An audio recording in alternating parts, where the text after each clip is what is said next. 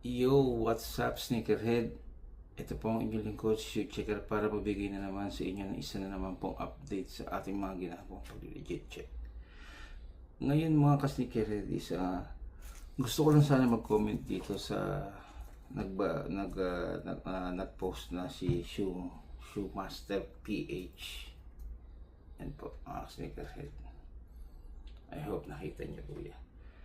Gusto ko lang mag-comment dito sa kanya na actually, tama yung yung sinabi niya na, at salamat din pala sa mga kasama natin diyan na tinataga ko kung meron kayo ipapaligid check. Maraming salamat po sa inyo. Agree ako dun sa sinasabi niya kasi na mga ka-sneakerhead na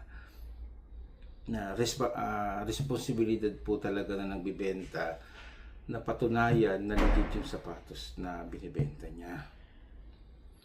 Paano niya mapapatunayan yun? Ang pinaka the best na mapapatunayan niyo yun is kailangan may authenticity siya. Hindi sapat yung sinabi lang ng kaibigan niya or hearsay lang na legit yan. Paano niyo malalaman yung mga ka-sneakerhead?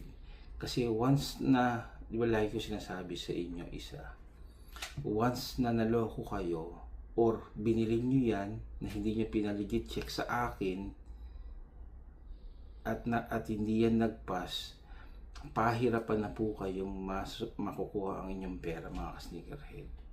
100% po yan. Paiyakan na kayong makaripan yan. Marami na ako na-encounter niyan, halos nag-away.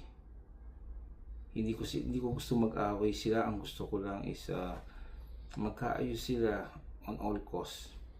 Tama yung sinabi ni Shoemaster PH. Si Shoemaster PH mga ka-sneakerhead is nagbibenta siya ng sapatos na meron siyang authenticity. That is a good sign for me. Na yung sapatos niya, dinideklara niya na brand new or hindi, brand new man yan o hindi, meron siyang authenticity. Na proof na yung sapatos niya is legit. That is the number one sign na reseller. Huwag na huwag kayong bibili sa reseller na ang sasabihin niya sa inyo is kayo ang magpa-legit check niyan at pagkatapos pumunta kayo sa akin, inelsi natin yan at hindi yan not pass. Ang laging sinasabi nila is huwag kang maniwala sa apps.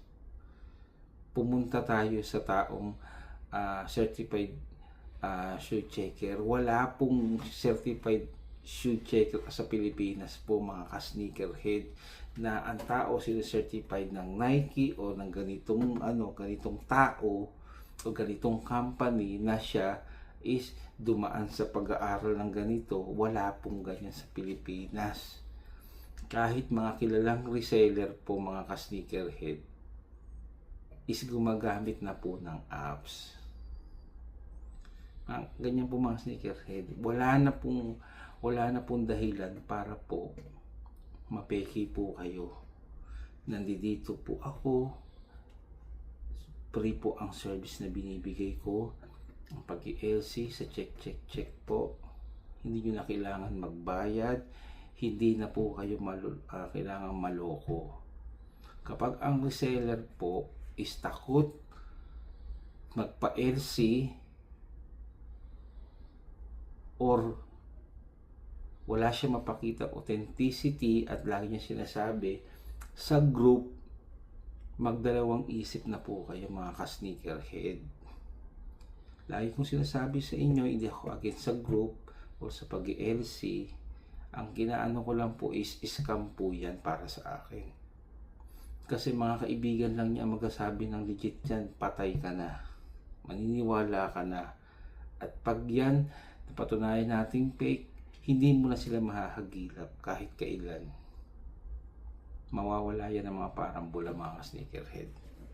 Kaya maraming salamat Shoemaster. I hope you're doing good. Sana makabenta ka pa ng maraming sapatos na legit. Maraming salamat sa campaign natin. Yan po mga sneakerhead. Agree ako sa sinabi niya 100%. Responsibilidad po na nagbibenta na patunayan sa inyo na legit yung sapatos, hindi kayo. At wag na wag nyong babayaran agad na hindi kayo nakaka 101% na legit yung sapatos, brand new man yan or second hand. Ang importante po is ibabalyo niyo po yung pera po ninyo. Sayang po ang perang pinagpaguran po ninyo. Kung sinabi ng reseller na legit yan, legit yan. Wala na dapat marami pang alibay or palusot. Lagi niyo po tatanda mga kasneakerhead, hindi na po kayo dapat naloloko. Nandito po ako para tulungan po kayo mga kasneakerhead. Hanggang sa muli po mga kasneakerhead, hanggang dito na lang po. Hanggang sa kita-kita ulit tayo. Maraming salamat po. I hope you're doing fine. Always be legit po. Salamat po sa inyo.